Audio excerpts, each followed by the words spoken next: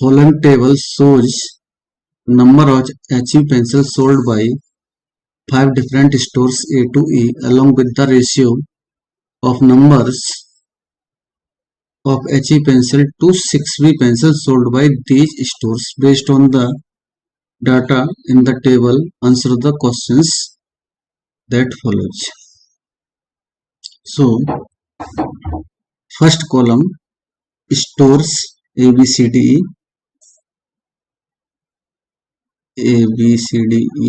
5 stores हैं. Number of HB pencils sold. यहाँ पर जो कॉलम 2 है वहां पर number of HB pencil sold का नंबर दिया है 216, 480, 400, 300, 240, 216, 480, 400, 300 एंड 240.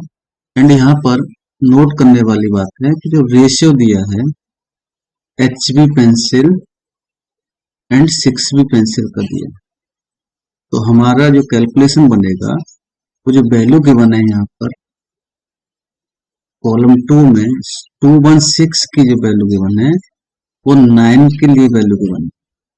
इसके अकॉर्डिंग हमें 6B पेंसिल का डाटा कैलकुलेट करना है. तो कैसे कैलकुलेट करेंगे? जैसे 9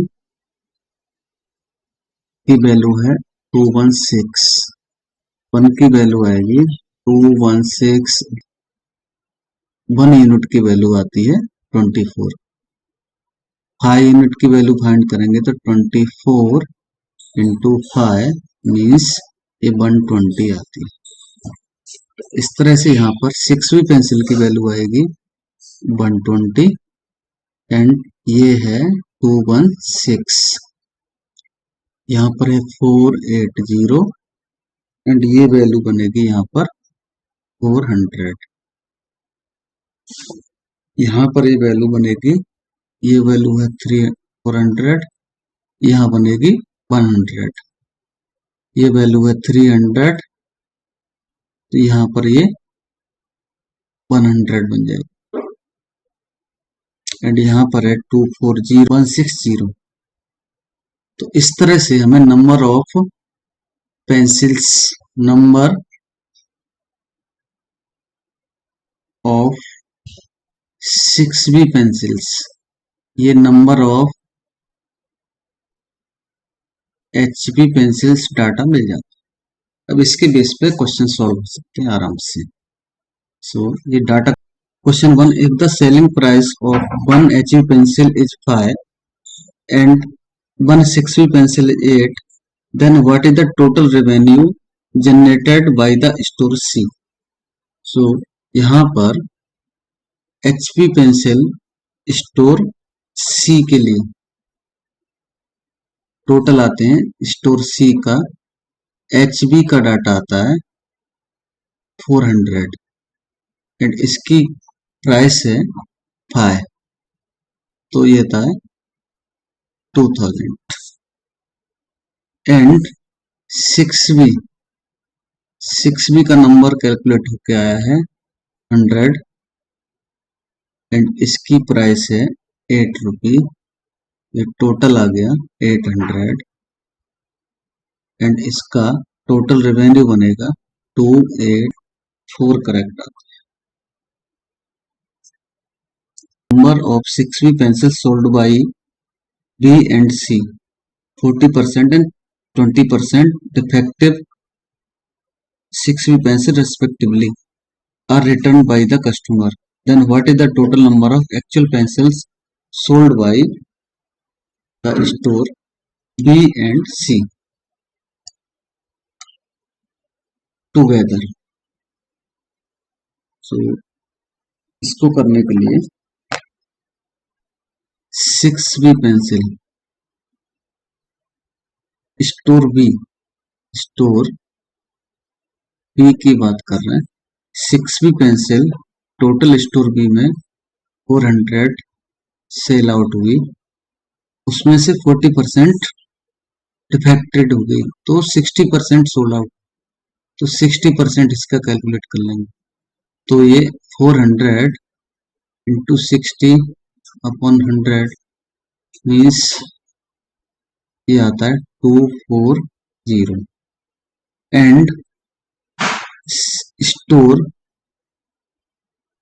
सी की बात करें तो स्टोर सी में टोटल ये 100 सेल आउट हुई, इसमें से 20% रिटर्न हुई तो 80% सेल हुई। इसका देखेंगे तो ये टोटल 80 आ जाता है। तो actual pencils sold by store B and C. Actual pencil का मतलब है HB pencil and 6B pencil का एडिशन। तो यहाँ पर HB स्टोर बी की 480 है एंड यहाँ पर आए हैं 240, यहाँ पर सी का है 400 एंड ये 8। टोटल एडिशन करने के बाद में 0 एंड 480, दोनों का एडिशन करेंगे तो ये बन जाता है 1200। इस तरह से यहाँ पे इसका ऑप्शन 3 करेक्ट मिलेगा।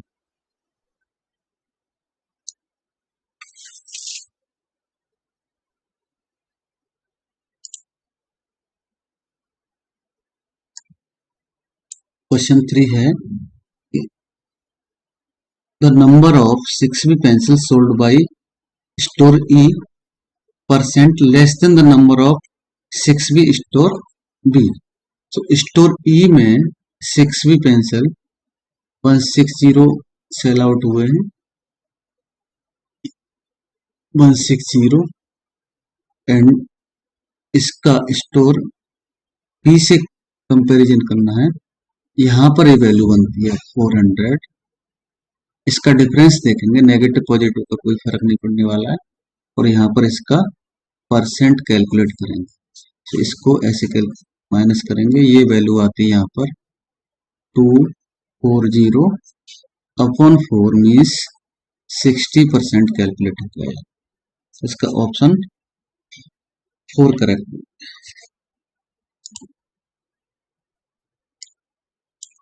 नेक्स्ट क्वेश्चन में है यहाँ पर what is the average number of 6B pencil sold by store A and E together। A and E, A plus E equal to आएगा 120 प्लस 160 एंड एवरेज के लिए यहाँ पर ये 140 बन जाएगा। इसका ऑप्शन 1 करेक्ट बन जाएगा।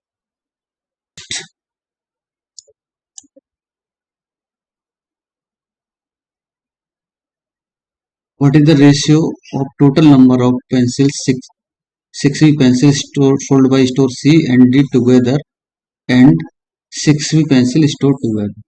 मीन्स यहाँ पर 6C प्लस D का एडिशन देखना है हमें 6B पेंसिल का। तो C 100 and D 100 and store A का कैलकुलेशन देखेंगे तो ये बनता है 120। So C plus D upon A, इसका 200 अपॉन 120 मीन्स ये आता है 20 अपॉन 12। ये वैल्यू बनेगी 10 अपॉन 6 मीन्स 5 अपॉन 3। सो 5 रेशो 3 आता है। इसका ऑप्शन 2 करेक्ट है।